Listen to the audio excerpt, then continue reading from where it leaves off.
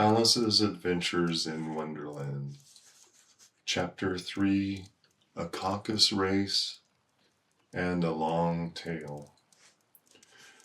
They were indeed a queer-looking party that assembled on the bank, the birds with draggled feathers, the animals with their fur clinging close to them, and all dripping wet, cross, and uncomfortable.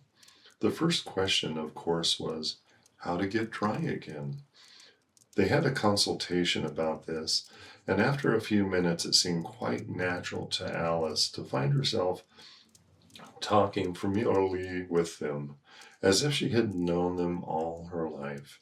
Indeed, she had quite a long argument with the Lorry, who was at last turned sulky and would only say, "I'm older than you and must know better." And this Alice would not allow, without knowing how old it was, and as the lorry positively refused to tell its age, there was no more to be said. At last the mouse, who seemed to be a person of some authority among them, called out, "Sit down, all of you, and listen to me. I'll soon make you dry enough." They all sat down at once, in a large ring with the mouse in the middle. Alice kept her eyes anxiously fixed on it, for she felt sure she would catch a bad cold if she did not get dry very soon. Said the mouse with an important air. "Are you all ready? This is the driest thing I know. Silence all around, if you please." William the Conqueror, whose cause was favored by the Pope, was soon submitted by the English, who wanted leaders and had been late much accustomed to usurpation and conquest. Edwin and Morcar, the Earls of Mercia and Northumbria, said the lorry with a shiver. "I beg your pardon," said the mouse, frowning, but very politely. "Did you speak?" "Not I," said the lorry hastily. "I thought you did," said the mouse. "I perceive. Edwin and Morcar, the Earls of Mercia and Northumbria, declared for him, and even Stigand, the patriarch Archbishop of Canterbury, found it advisable." "Found what?" said the dog. "Found it," the mouse replied rather crossly. "Of course you know what it means." "I know what it means well enough. When I find a thing," said the dog, "it's generally a frog or a worm. The question is, what did the Archbishop find?" The mouse did not notice the question, but hurriedly went on. "Found it advisable to go with Edgar Atheling to meet William and offer him the crown. William's conduct at first was moderate, but the insolence of his Normans. How are you getting on now, my dear?" it continued, turning to Alice as it spoke. "As wet as ever," said Alice in a melancholy tone. "It doesn't seem to dry me at all." "In that case," said the dodo solemnly, rising to its feet, "I move that the meeting adjourn, for the immediate adoption of more energetic remedies." "Speak English," said the eaglet. "I don't know the meaning of half of those long words, and what's more, I don't believe you do either." And the eaglet bent down its head to hide a smile. Some of the other birds tittered audibly. "What I was going to say," said the dodo in a very offended tone, "was that the best thing to get dry would be a caucus race." "What is a caucus race?" said Alice. Not that she much wanted to know, but the dodo had passed it off as if he thought that somebody ought to speak, and no one else seemed inclined to say anything. "Why," said the dodo, "the best way to explain it is to do it. And as you might like to try the thing yourself some winter day, I will tell you how the dodo managed it. First, it marked out a race course in sort of a circle. The exact shape doesn't matter, it said. And then all the party were placed along the course here and there. There was no 1, 2, 3, and away, but they began running when they liked and left off when they liked. So it was not easy to know when the race was over. However, when they had been running half an hour or so and were quite dry again, the dodo suddenly called out, "The race is over." And they all crowded round, panting and asking, "But who has won?"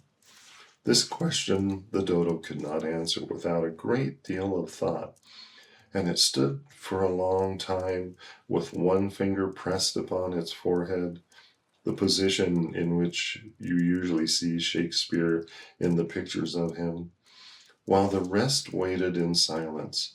At last the dodo said, "Everybody has won, and all must have prizes." "But who is to give the prizes?" quite a chorus of voices asked. "Why, she, of course," said the dodo, pointing to Alice with one finger, and the whole party at once crowded around her, calling out in a confused way, "Prizes, prizes!"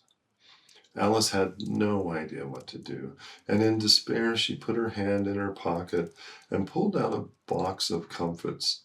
Luckily, the salt water had not got into it, and handed them round as prizes. There was exactly one apiece all around. "But she must have a prize herself, you know," said the mouse.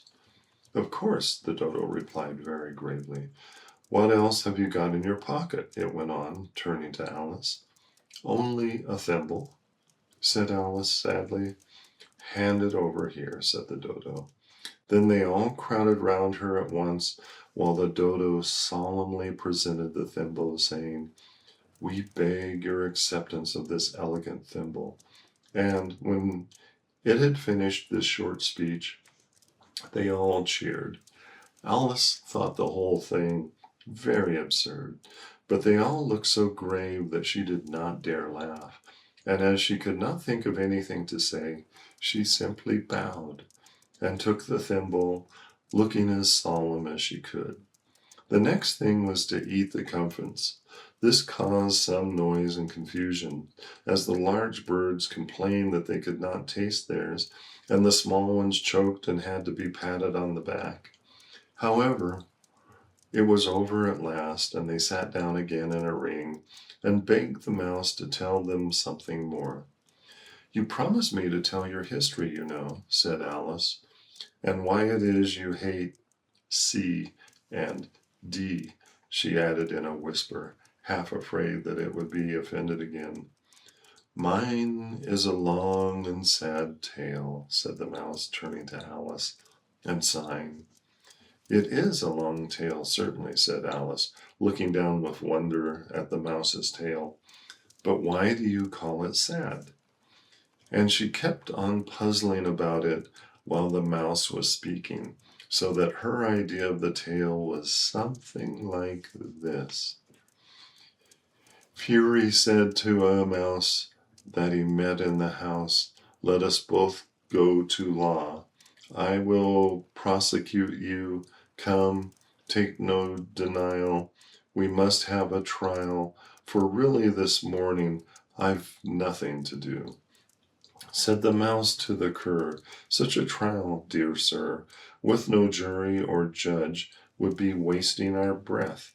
I'll be judge, I'll be jury,' said the cunning old Fury.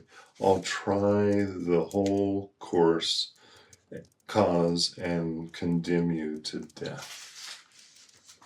"You're not attending," said the mouse to Alice severely. "What are you thinking of?" "I beg your pardon," said Alice very humbly. "You had got to the fifth bend, I think." "I had not," cried the mouse sharply and very angrily. "A knot," said Alice, always ready to make herself useful, and looking anxiously about her. "Oh, do let me help you to undo it." "I shall do nothing of the sort," said the mouse, getting up and walking away. "You insult me by talking such nonsense." I didn't mean it, pleaded poor Alice. But you're so easily offended, you know. The mouse only growled in reply. Please come back and finish your story, Alice called after it, and the others all joined in chorus. Yes, please do.